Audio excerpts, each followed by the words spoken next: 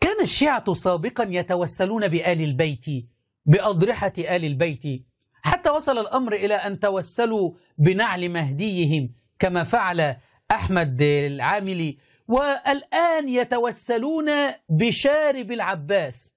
المعمم علي السماوي اللي بيقول إن السيستاني قبلوا من فمه، يقولها بهذا اللفظ بسني من فمي، خرج في مقطع فيديو سنراه الآن يقول إن الدمعة على الحسين لا أحد يستطيع أن يقيمها إلا الحسين يوم القيامة، مقدار أجر هذه الدمعة. فيقول: ونحن نقسم عليك بشارب أخوك العباس. يقسم ويتوسل بشارب العباس بعد أن كان يتوسل بآل البيت، والآخر يتوسل بنعل مهديهم. عمائم مزيفة. فيقف الحسين ويقول: يا رب تسمح لي أن أقيمها؟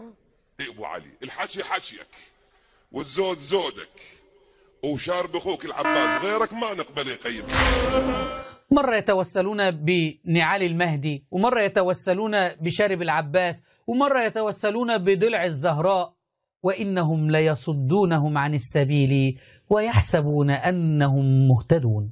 عمائم مزيفة.